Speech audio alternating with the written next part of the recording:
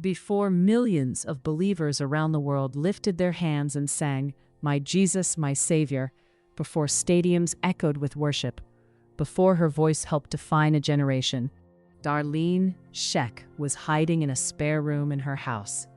She was 27 years old, a young mother, overwhelmed, carrying the quiet weight of ministry and family. And what she wrote that day wasn't strategy. It wasn't ambition. It was survival. She didn't know her private prayer would become the anthem of the global church.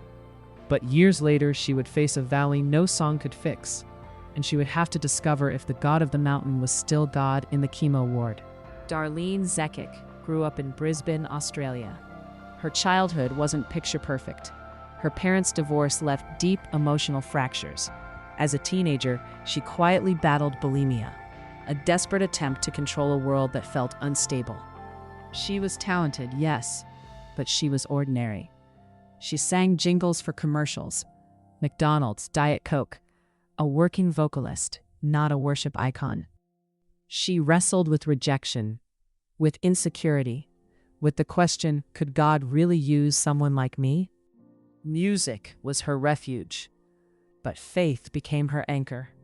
When she began serving at what would become Hillsong Church, it wasn't a global brand. It was a growing local church with a simple mission: help people encounter Jesus. She wasn't chasing influence, she was serving. And in hidden obedience, God was shaping her voice. In 1993, in that spare room, Darlene wrote a song during personal prayer time. It wasn't written for charts. It wasn't written for radio. It was worship. That song became Shout to the Lord.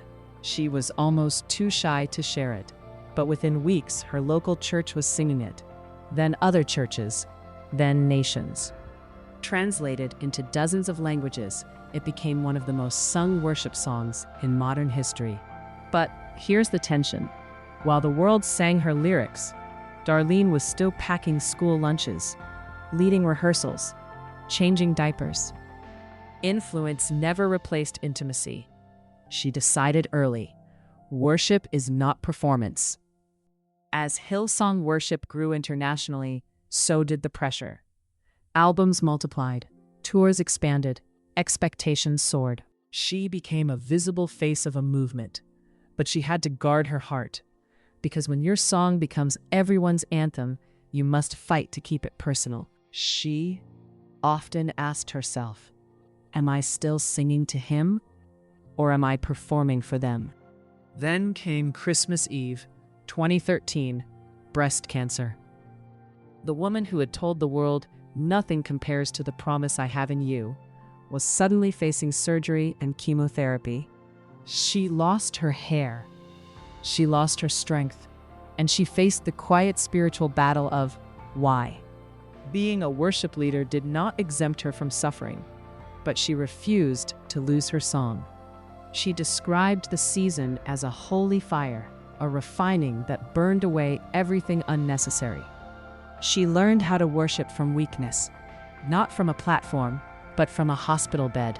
As Psalm 34:1 says, I will bless the Lord at all times. His praise shall continually be in my mouth, not just in stadiums, in suffering. Years before her diagnosis, at the height of global influence, Darlene and her husband Mark made a radical decision. They stepped away from the global spotlight of Hillsong. In 2011, they moved to pastor a local church community called Hope UC. She traded stadiums for shepherding, celebrity for community. The cost of obedience was visibility. But her calling was never fame. It was faithfulness. Was it worth it? She is now cancer-free, still writing, still leading, still serving. Her songs, like Victor's Crown, continue to strengthen believers.